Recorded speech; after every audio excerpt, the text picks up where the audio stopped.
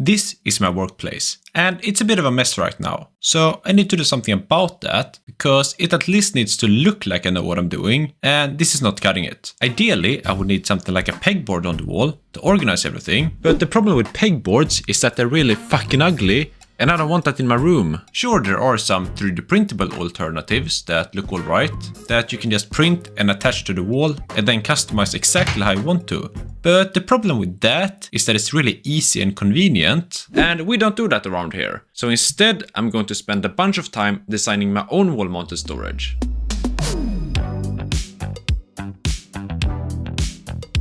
So we need a way to attach all this stuff to the wall that doesn't look like shit. We're gonna do this by first covering up these parts of the shelf with a thin piece of wood that's painted white. Then we're gonna mount a bunch of hexagons to it to make it look cool, cause you know, hexagons are cool.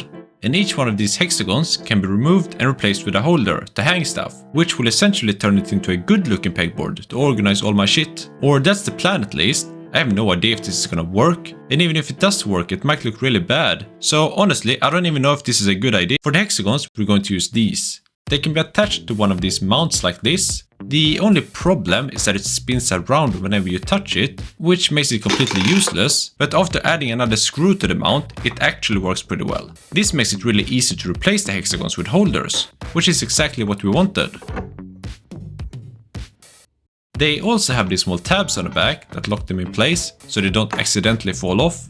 My only concern is if this whole thing will be strong enough to hold a bunch of heavy tools. So to test the strength, I decided to conduct some scientific experiments. And I'm pretty confident that strength won't be an issue.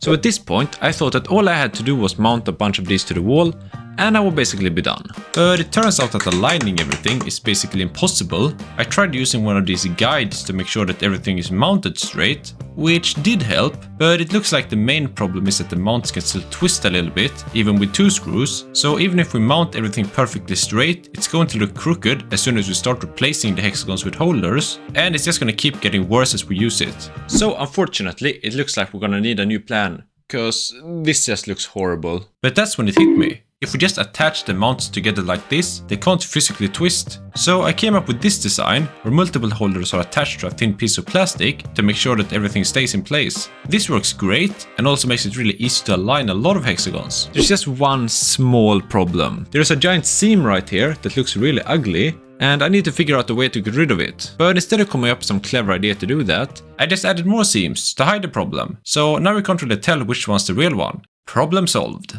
This is coming together pretty nicely, so I went ahead and mounted part of it to the wall to see how it looked, and to make sure that it doesn't fall over the second I put a screwdriver on it, I drilled and tapped some holes into the metal parts of the shelf to secure everything with a few screws, and this will hopefully be enough to prevent it from falling over, regardless of what we put on it. And honestly, this looks great, so I should probably just make a few holders for my tools and move on to one of my other 15 projects that I'm currently procrastinating. But I like to make things more complicated than they have to be, so we're going to add LEDs to it. We can do this pretty easily by using an addressable LED strip. They are essentially controlled by sending a list of colors to the first LED, which sets itself to the first color, and then sends the rest of the list to the next one, which does the same thing. And this is repeated for every LED. This means that if we cut the strip into pieces and put wires in between them, it still acts like a single strip, and we can control it the same way. So if we place the LEDs like this, we can control the color of each hexagon individually. Unfortunately, I also found out that white colored plastic is somewhat translucent and you can see light through it. So if we print the hexagons in white, it's going to look horrible, and the only good solution I could come up with was to print them in black and then paint them, which is a lot of extra work, but it solves the problem, so we're just gonna go with it and move on. To scale this up, we're going to have one LED strip per row to create kind of like a matrix where each hexagon has its own index. Why do we do this and how does this work? I don't know. But since these are very common LEDs, someone else has already done all the work for us. So we just need to import the library, add our LEDs, and choose which effect we want. And just like that, we have a rainbow. I also tried making some effects myself, like this trail thing, which took me like 4 days, and the code has more if statements than days I spent procrastinating this video, so I should probably stick to the pre-made effects going forward. But even though this looks really nice, there is a slight problem with this whole cut the strip into pieces and put wires in between them strategy. And that's the fact that we need to put wires in between them. Because for each wire, we need to cut it to the correct length, strip the ends, and put solder on the ends before we can actually attach it to the LED. And since there are 358 LEDs, we need to do this over 1,000 times. But you know, me being me, I didn't realize how much work this would be, so I spent an hour cutting and preparing a bunch of wires, which was enough for like 30 LEDs. That's not even 10% of the whole thing. But this is one of those situations where you're too deep and you just gotta keep going, even though you realize you're an idiot. So I spent the next 10 hours cutting and preparing all the cables we needed.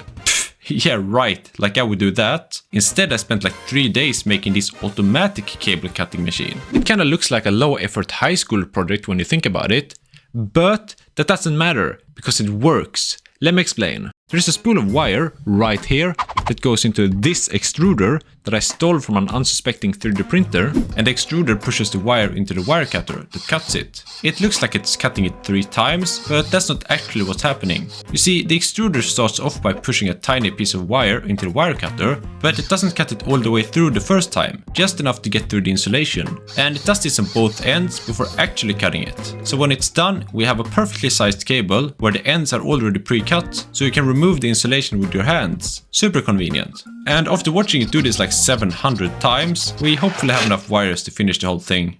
So I continued soldering the rest of the LEDs, and this took so much time, it felt like I aged 15 years in the process, and I ran out of wires with only 3 LEDs left, so I had to turn the machine back on to make 9 wires. But after that I managed to finish the whole thing, and this is starting to look really good. So this leads us to the next question. How are we going to control this and choose which effect we want? Originally, I was just going to use a single button to cycle through the effects, but considering how much time I've put into the rest of the project, that feels a little bit lazy even with my standards. So I did some thinking, and I have this stream deck that I use to control other things in my setup, so it would be really nice if we could use that to control the LEDs.